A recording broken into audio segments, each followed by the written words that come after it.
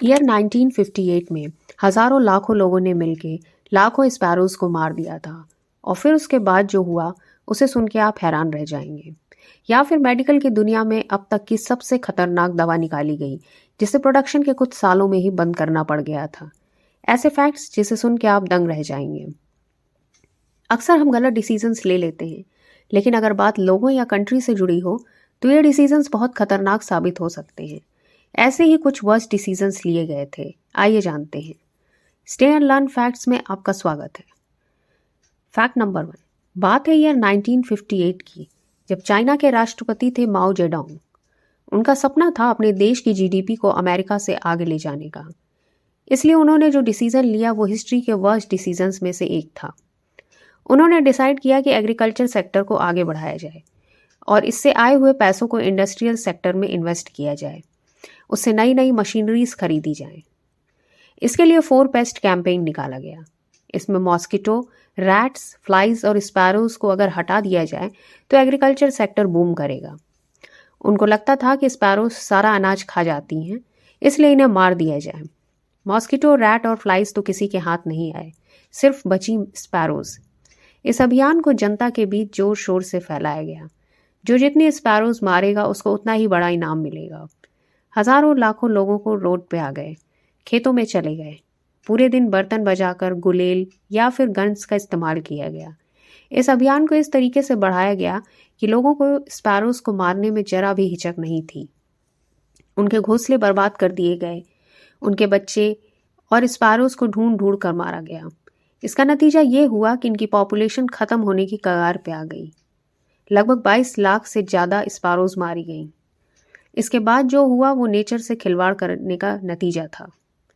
1960 में लोकस्ट्स ने हमला कर दिया। अनाज की भारी कमी हो गई। एक्चुअली स्पैरोज अनाज से ज़्यादा कीड़े मकोड़े खाती थीं और इस वजह से अकाल पड़ गया था और इसमें 2.5 करोड़ से ज़्यादा लोग मारे गए थे। Fact number 2। Hindenburg disaster. Hindenburg अब तक की लार्जेस्ट एयरशिप थी। इसका नाम जर्मनी के तत्कालीन राष्ट्रपति air field marshal Paul von Hindenburg के नाम पे रखा गया था। ये जर्मनी का एक कमर्शियल पैसेंजर कैरिंग एयरशिप था। ये ह्यूज एयरशिप इतनी बड़ी थी कि इसके साइज़ का अनुमान आप इस बात से लगा सकते हैं कि इसका साइज़ टाइटैनिक से सिर्फ 24 फीट ही छोटा था। 245 मीटर लंबी ये एयरशिप, जो कि जर्मनी में लॉन्च की गई थी, इसके maximum speed 135 kilometre per hour थी। इस ह्यूज एयरशिप को अटलांटिक क्रॉस करने में 60 घंटे का समय लगता था।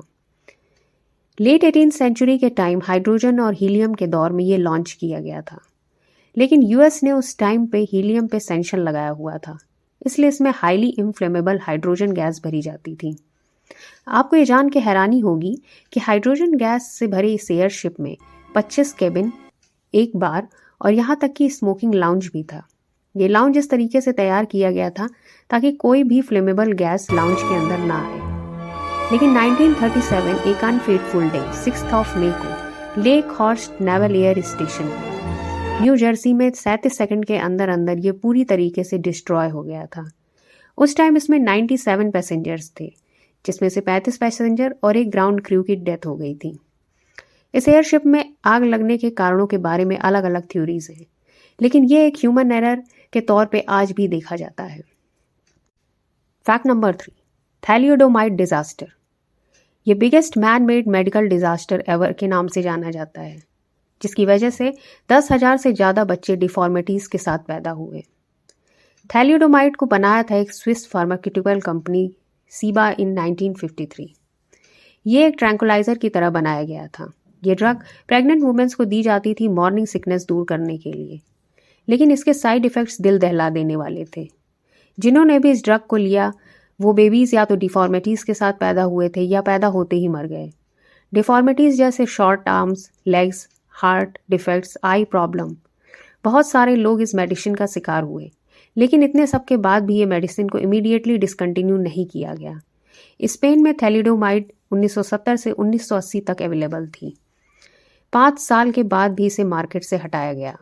ऑस्ट्रेलिया में 1961 तक, जब इस मेडिसिन के इतने डेंजरस रिजल्ट्स आ रहे थे, हजारों प्रेग्नेंट लेडीज़ और डिफेक्टेड बेबीज़ के बाद भी इसको बंद करने में इतना टाइम लगा, तो आप इमेजिन कर सकते हैं ये कितना बड़ा डिजास्टर था। इसलिए इसको biggest man made disaster in medical कहा जाता है। अगर आपको कुछ नया जानने मिला तो लाइक, शेयर एंड सब्सक्राइब जरूर करें।